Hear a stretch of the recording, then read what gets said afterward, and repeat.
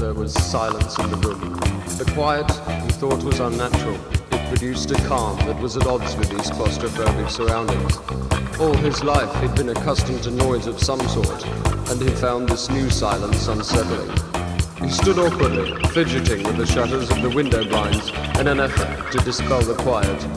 From the half-shadow of the bedside lamp he watched her, inscrutably counting the money.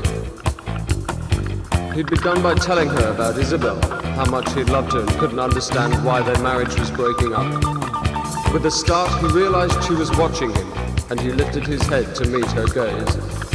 For some minutes he stood thus, no expression save an obvious distaste for the irreversible situation he now found himself caught up in. Silence returned, forming a blanket he was grateful for.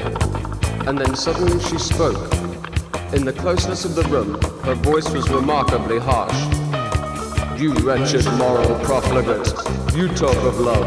I will tell you of love. Love is the touch of white patent leather. Love is a struggle in a rented room. Real love exists only for a fleeting moment. It is the difference between grief and passion, the urgent beating of erotic fists. It is the inheritance of the desolate, but no armor against casualties such as you or I." The words struck him like a whip. Incensed and helpless, drowning in the flood of his compulsion, he had opened his mouth to reply when a new sound caught his ear. A dull rhythmic thumping, like the faint strokes of a hidden clock, echoed across the room. His mouth grew dry in horror at this macabre intervention. He glanced quickly at her, but was sure she had not heard it. And then, as the time flew, and his eyes rose and fell around the room, he found it was the beating of his own heart.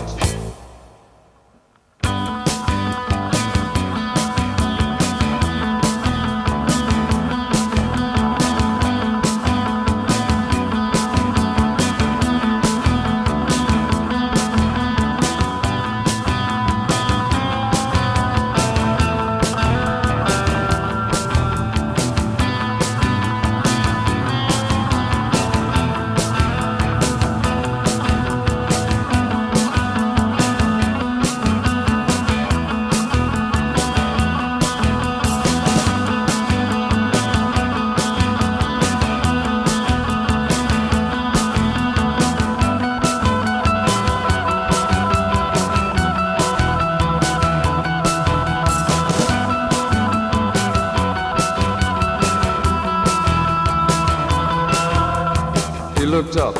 She was preparing some new apparatus, fastidiously adjusting a set of worn leather thongs and drawing them tight against a long steel rail. He marveled at her efficiency and must have let slip some audible gasp, for she had turned to face him. He quivered, fearing another burst of her lethal rhetoric, but she was smiling. The blonde head moved, and he was reminded of Medusa, noticing the wild hair, a flaxen helmet alive with coiled misshapen thorns, hovering uneasily atop the imperious mask beneath. Chrome gleamed at her side, and he transferred his gaze to the rail and harness, lingering over cracked leather coverings and intermittent areas of rusted metal. He wondered at this strange accoutrement and tried to imagine the series of collisions that had provided this Memento Mori with such a fatal acquisition. His watch told him an hour had passed, and he sighed heavily, knowing the time was near. The final adjustments completed, she tossed her hair, and rising abruptly pointed a hand at his mouth, tentatively tracing a figure-8 kiss. "How like talons they are," he mused, and caught his breath in awe of the spectacle, and as the light fell, he watched the moving finger.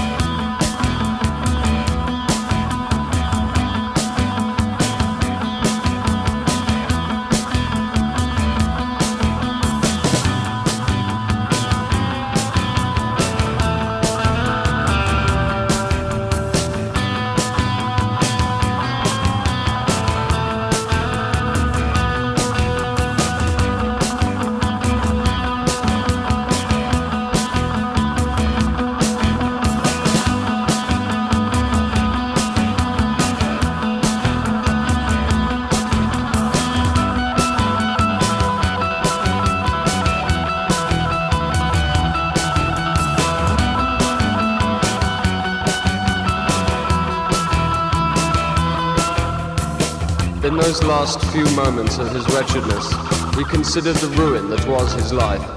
He remembered everything he'd built up or torn down. He remembered the red brick house from where he came. He remembered his father's strong hands that held him, the sweet, sickly smell of his mother's flesh, squeezing tight as she nursed him through thunderstorms. He recalled his wife, prostrate and bellowing on a hospital bed, and the slithering thing that was his son, fighting for the first breath of air. He remembered yesterday's quarrel and the cuts on his hands. And then he remembered he was here in this motel room, interned with a black and white mannequin, poised at the brink of deliverance, 3 feet away from a cold steel rail. He took a step forward, across the wall, parched and waiting like some mad creature of prey. Her eyes, scarred lips gaped, exposing a fence of daggers. Her cat's eyes glittered as she extended a claw, and with a terminal click, switched out the light.